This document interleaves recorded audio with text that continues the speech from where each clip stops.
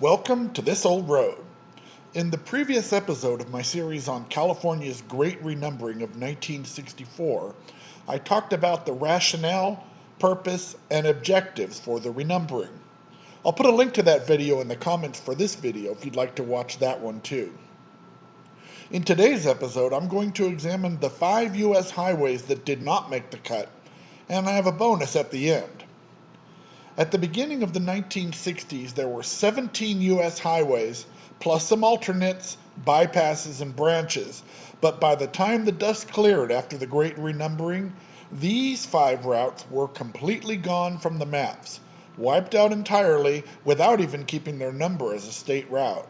In other episodes in this series, I'll cover the routes which got shortened and those routes which got converted, either in whole or in part, to state route numbers. To begin this episode, I'll start with US 70. US 70 may have been the easiest of the routes to delete in the Great Renumbering. It really was a no-brainer. For the entirety of US 70 within California, which was a distance of about 230 miles, there was not one single mile of US 70 that did not share the pavement with at least one other route. Not 1 mile. From the time that the route entered California at the Colorado River crossing near Blythe until its end in Los Angeles, US 70 was always on the same alignment with either US 60, US 99, or both. As I mentioned in the first episode in this series, one of the objectives of this great renumbering was to have one number per road. So, just from a standpoint of that goal of one number per road, this route needed to go. US 70 served no purpose that wasn't already being handled by either US 60 and or US 99. There was just no reason for this route in California. Those facts alone made the case to seal the fate of US 70, even if Interstate 10 had not been lurking in the wings. But Interstate 10 was indeed lurking, ominously, casting its shadow over the route. Mile for mile, on every single mile of US 70 in California, Interstate 10 would be replacing it. But even without considering Interstate 10, I'm really not sure what the reason was that US 70 was extended into California in the first place, because it served no purpose on its own. It wasn't even part of the original plan. In the first 10 years of the U.S. highway network, US 7 did not make it into California. It had been lengthened in the mid-1930s. The only reason that I can even imagine that US 70 made it to California was that it was simply a vanity thing being pushed by boosters in communities which were located further east along the road, who wanted to be able to say that the highway in their town was a transcontinental route. In any case, this schematic represents the route as it existed at the time of the Great Renumbering. I put these schematics together to illustrate the various segments of each road. It's certainly not even close to being to scale, but it allows me to show the disposition of each portion of the routes. From the east, the first 100 miles from the Colorado River crossing to Indio were shared with US 60. At the very extreme edge of that segment, there was a short triple concurrency which included US 95 too. That was only about 2.5 miles, and it went from the crossing over the river to the edge of Blythe. That's where US 95 turned northward. That concurrency wasn't relevant at all to the disposition of US 70. At the western edge of the 100-mile concurrency with US 60, US 99 joined the party in Indio, and for the next 50 miles to Beaumont, the road had 3 numbers, 60, 70, and 99. On the western edge of Beaumont, US 60 split away, but only temporarily through the Inland Empire. This split, in which US 60 departed from US 70 and 99, was located exactly where the east end of the 60 freeway is today. US 60 headed to Riverside, while 70 and 99 went to San Bernardino. 50 miles later, the 3 routes came back together, and the 3 routes ran together into downtown Los Angeles. The spot where the 60 came back to 70 and 99 is today the site of the massive High 5 intersection near Pomona. But back then, at the time of the Great Renumbering, this was just the Holt Avenue exit from the new San Bernardino Freeway. In downtown Los Angeles, both 60 and 70 ended, while US 99 continued onward. That endpoint for 60 and 70 was located just south of Union Station, right where the three routes met the Santa Ana Freeway, which was, and still is today, US 101. US 99 turned northward along with US 101. In the midst of all of this, the Golden State Freeway opened up just east of downtown LA, and US 99 got moved over to there. So technically, by the official date of the Great Renumbering, US 99 veered away from the other two routes for the final mile. The early 1960s was a very fluid time for route renumbering and renumbering because freeway construction was progressing at a torrid pace. The thing that I find the most interesting about the western terminus of US 70 and US 60 was that both of them ended just shy of the heart of downtown Los Angeles. They didn't make it to the Civic Center, not even to the Stack, where they could have met up with US 6 and US 66. Anyway, given all this route duplication, as I said, removing US 70 was an easy decision, and a very simple implementation too. US 70 was removed in the very first round of the cuts, and the signs were all removed in 1964. Today, the entirety of what previously had been US 70 is now Interstate 10, from the Colorado River to Los Angeles. And before I move on to the next route, I have one final comment on Route 70. On the present-day map, there is a Route 70, State Route 70. And while it's probably obvious because State Route 70 is located hundreds of miles north of the old US 70, I still feel compelled to mention that the current State Route 70 has no relation to the old US 70. 70 was just a number which became available during the Great Renumbering, so it was recycled and placed onto the route of another old US highway that was being deleted.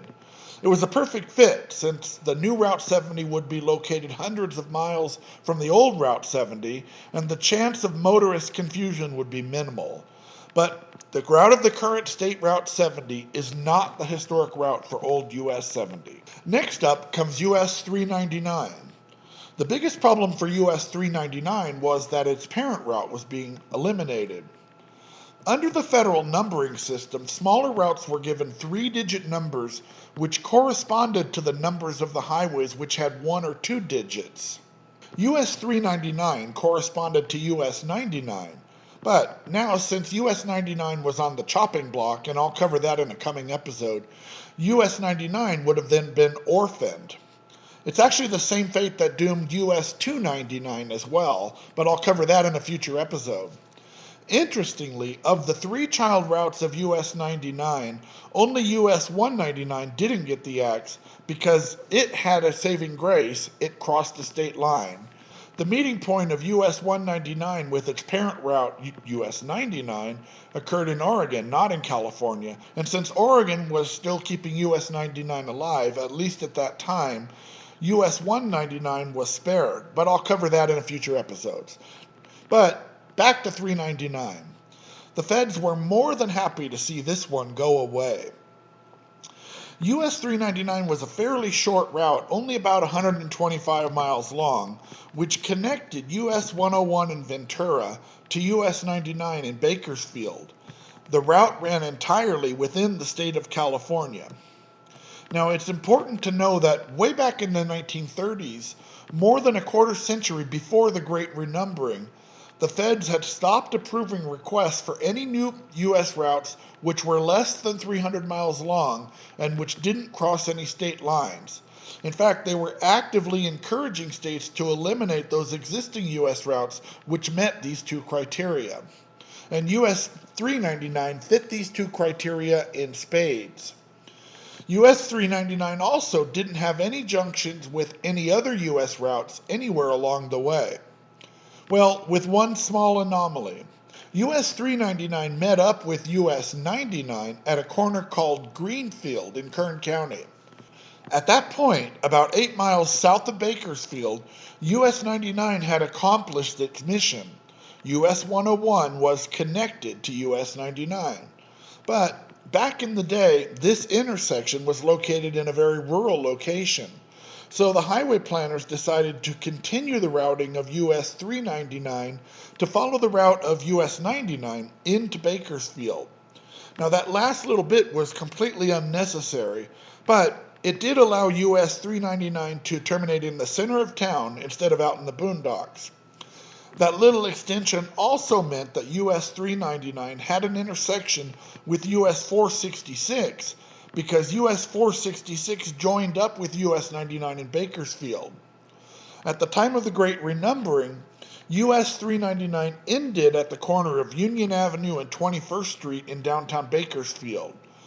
More on US 466 will be coming up a little later on in this video. In the Great Renumbering, this superfluous final 8 miles were easy enough to deal with. US 399 could be removed from that section because Highway 99 was already there, so that small portion of US 399 was replaced by modern-day State Route 99. The rest of US 399 was more interesting, and the route ended up being split into 2 different state highways in the town of Taft. Prior to the renumbering, there already was a state route along the west side of the San Joaquin Valley, and that was State Route 33. You can see it heading north out of Taft on the official state highway map from 1963.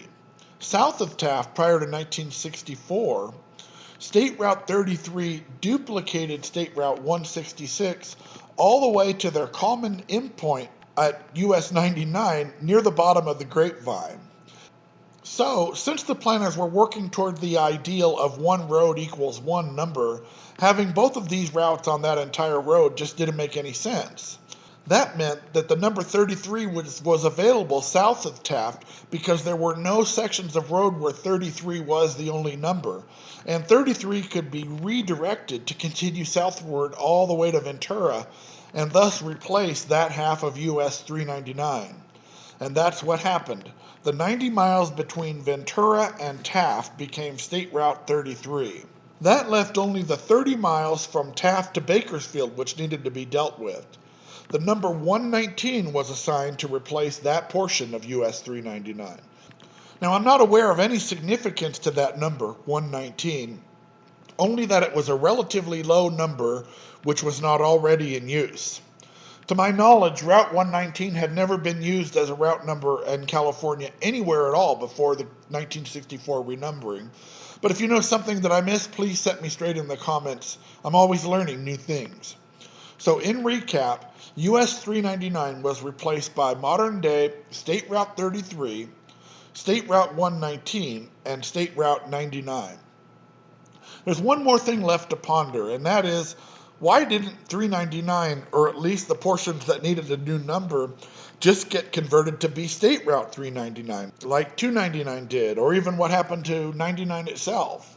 The best that I can surmise is that the planners leaned toward using lower numbers whenever possible. Even today, there are still no state highways in California with numbers higher than 300, except as needed for the federal interstate routes, or where the numbers were grafted to fit into the interstate grid, like 905 in San Diego, for example. So 119 it was. The next U.S. highway which completely disappeared during the Great Renumbering of 1964 was US 466. This one turned out to be surprisingly complex. It will be the most confusing highway in this video.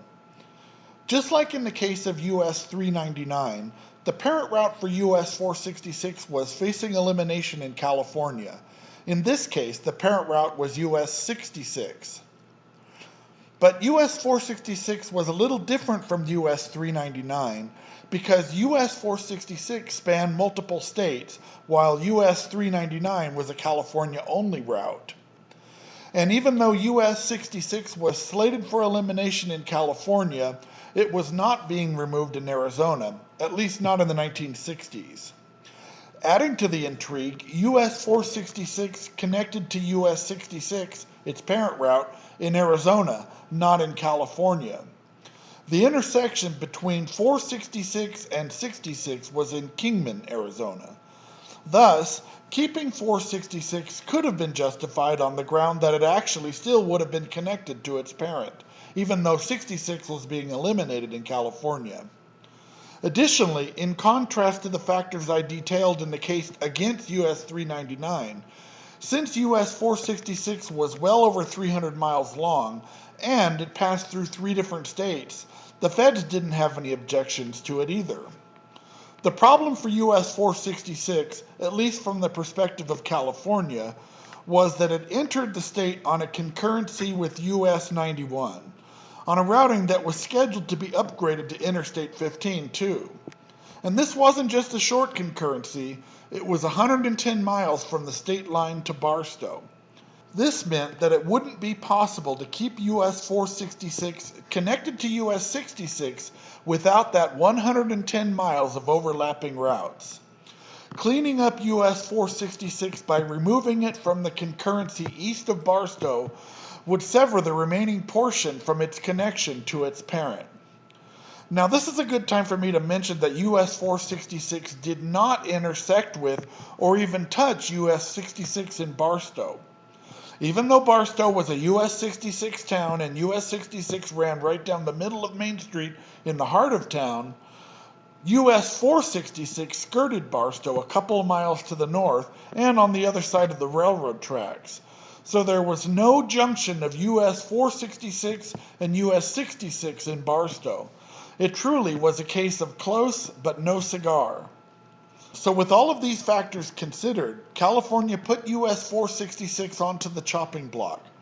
This meant that new numbers would be needed for the remaining portions of US 466, which were west of Barstow.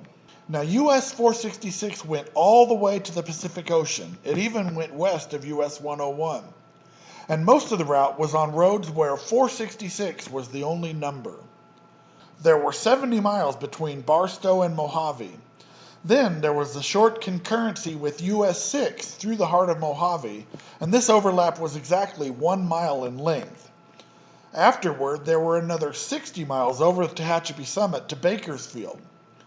From Bakersfield, there was yet another concurrency, this time with US 99, which lasted 20 miles up to a little siding called Famoso.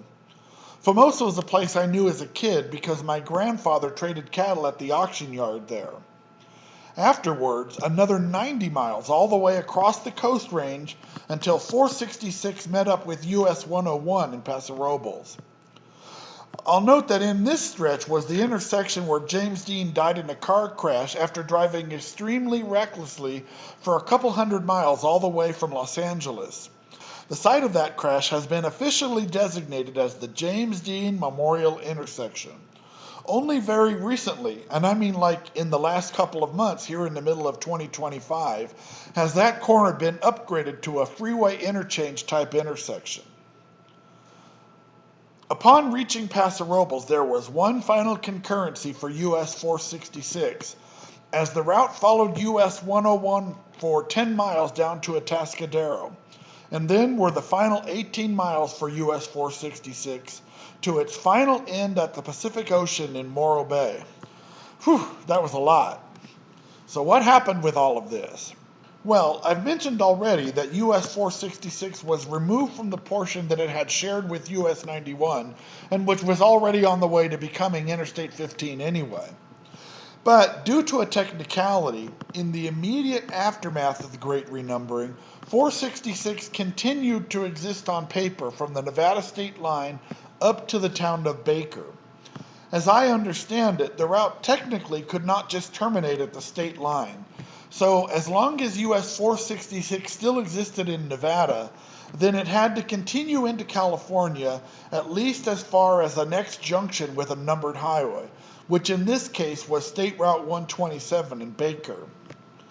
This peculiarity was represented on the post-renumbering official highway maps, on which 466 appears together with US 91 east of Baker, but only US 91 continues west of or south of Baker.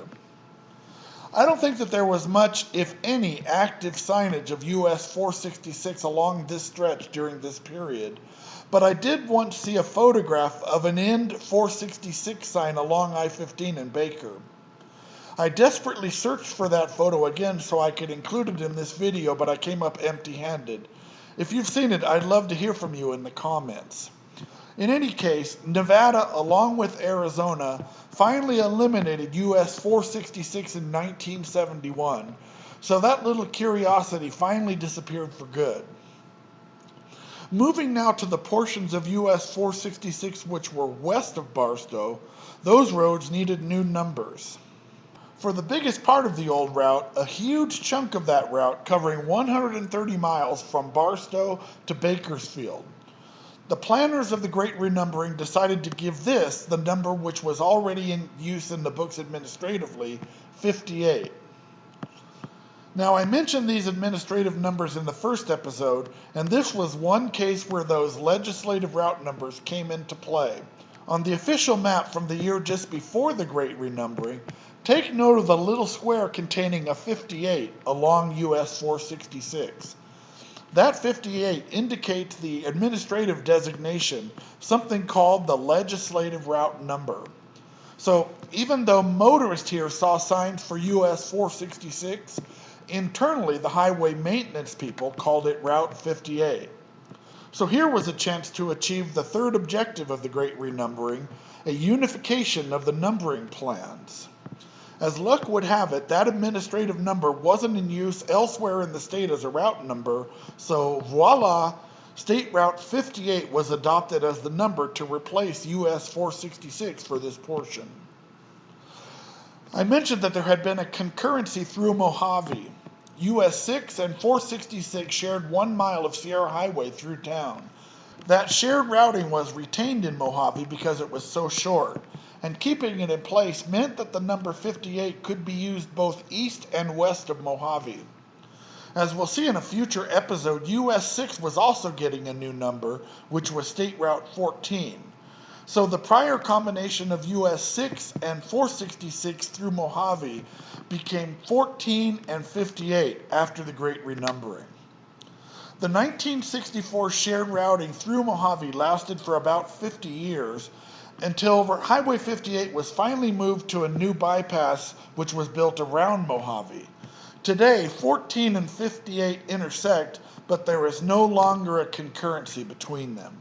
Now let's move to that shared routing with US 99 north of Bakersfield. In this case, the Great Renumbering Plan eliminated that, and this section became just Highway 99 only. The portions of US 466 which were west of Highway 99 were treated as a completely different route and given a different number. US 466 was replaced by new State Route 46 here. Now, as a side note, even though modern-day State Route 58 continues west of Bakersfield, that route is not an artifact of any historic routing of US 466.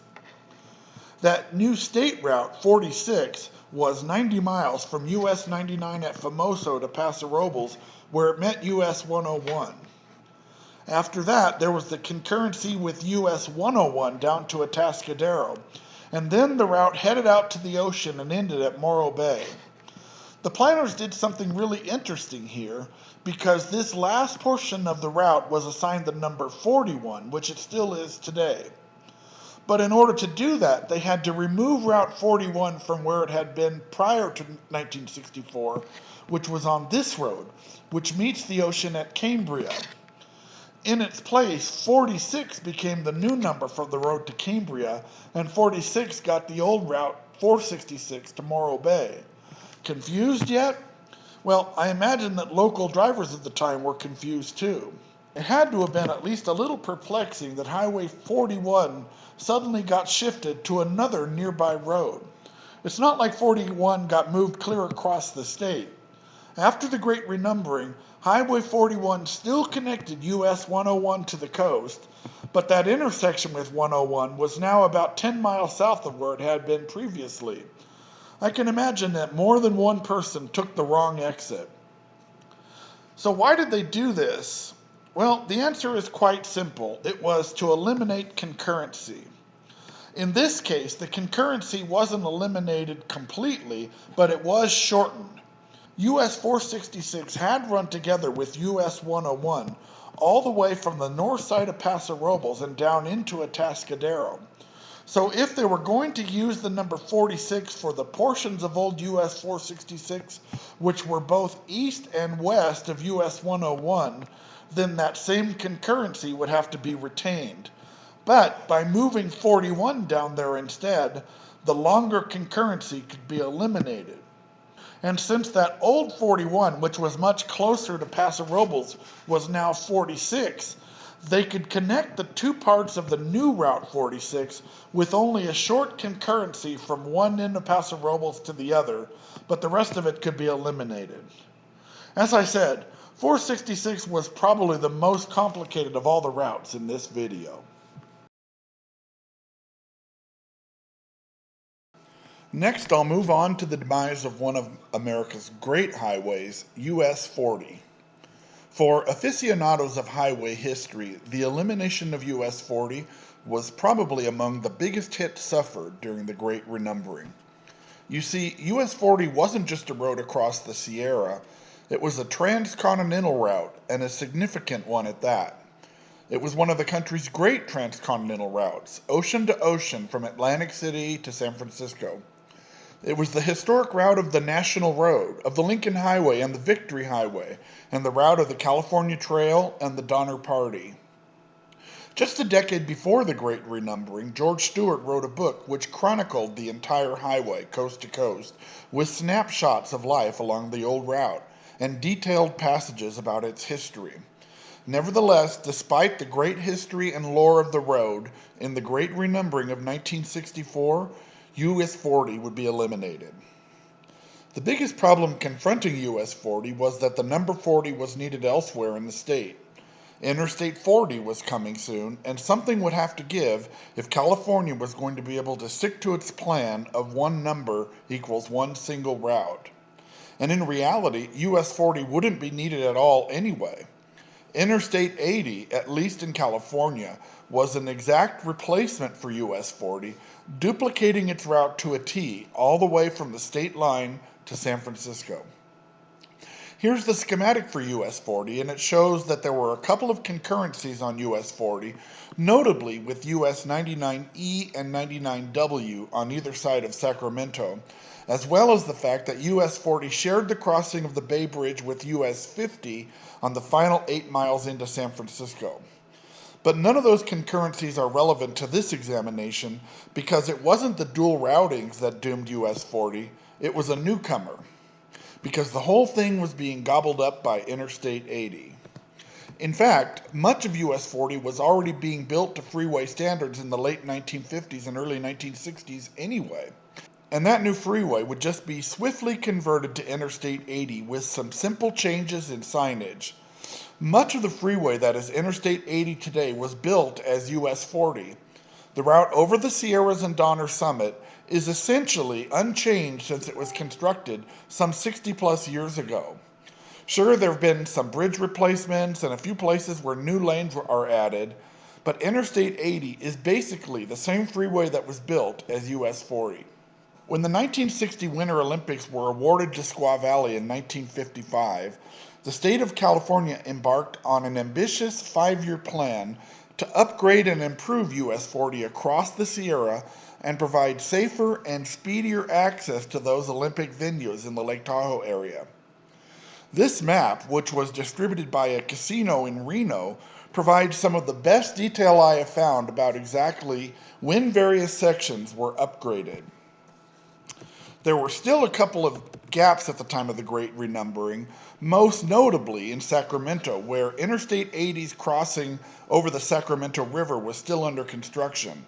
So at the time, US 40 continued to be routed over the Tower Bridge and through the streets of downtown Sacramento. North of downtown, US 40 used the North Sacramento Freeway over to Arden Way, and that section eventually got renumbered to State Route 160. But even if US 40 had not been eliminated, it had first been slated to be moved to those freeways being built around the south and east side of downtown. So rather than say that 160 replaced US 40, I think it's appropriate to say that Interstate 80 replaced US 40. Over the years, US 40 had a variety of routings through Sacramento. In fact, there were probably enough different routings through downtown Sacramento that I could make an entire video just documenting those alone. State Route 160 is located on just one part of just one of those routings, on an early freeway which the state had already decided to bypass.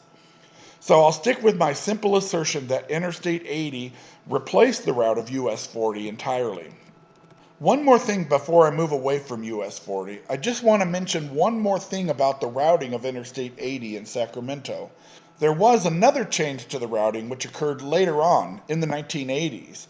At that time, Interstate 80 was relocated around the north side of Sacramento to use a routing that at the time was Interstate 880. So if you're trying to retrace US 40 in the Sacramento area, you'll have to use what are today US 50 along what's known as the WX freeway because it runs between W and X streets, and then take Business Loop 80 back up towards Citrus Heights. Finally, I moved to US 80. US 80 was the main highway eastward from San Diego, over the Peninsula Ranges and across the Imperial Valley to Yuma, and eventually, because it was a coast-to-coast highway, all the way to Savannah, Georgia. US 80 was in the bullseye for the same reason as US 40. Its number was needed for an interstate route. In this case, sadly enough, the interstate which was pressuring or threatening US 80 was precisely the same interstate route which had led to the demise of US 40, and that's Interstate 80 itself. Since the number 80 was needed elsewhere in the state, US 80 would have to go, just in order to stick to the goal of one number equals one highway. In another striking similarity to US 40, US 80 also had a new interstate highway which was replacing it almost identically, and that was Interstate 8. Of course, there were slight differences in routing between Interstate 8 and US 80, especially across the Imperial Valley. But basically, Interstate 8 replaced the entirety of US 80. The thing is that construction of the freeway for US 80 had not progressed nearly as far as what had been done for US 40 over the Sierras.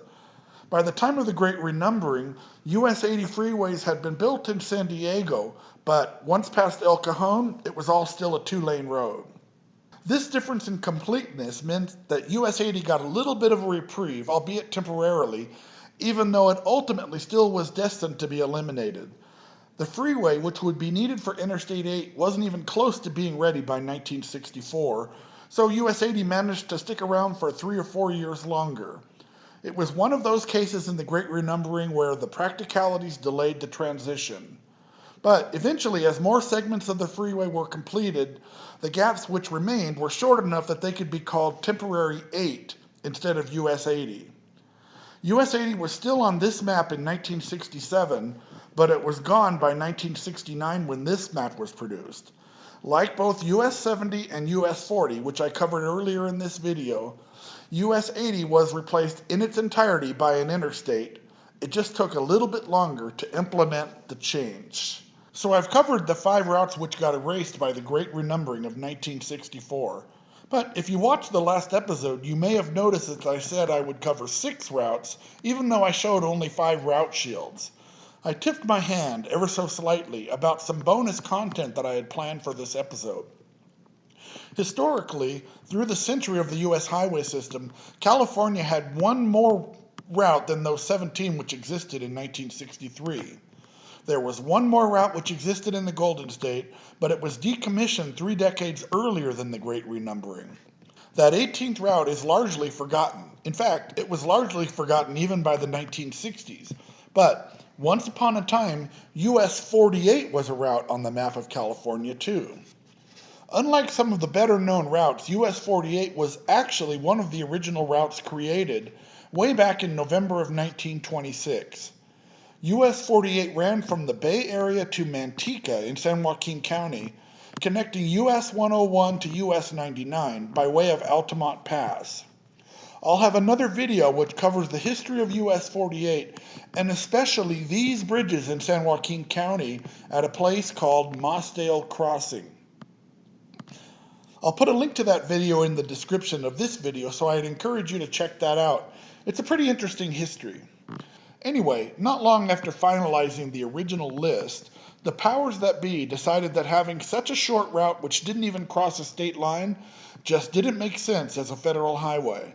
So, in 1931, only 5+ years after the system was created, US 48 was decommissioned in favor of extending US 50, which at that time ended in Sacramento. It seems almost poetic that the Great Renumbering cut the end of US 50 back to Sacramento 3 decades after it had been extended beyond Sacramento to cover for US 48. And I'll show you the history of US 50 in an upcoming episode in this series. So US 48 earned its place in history by becoming the first US route to be eliminated.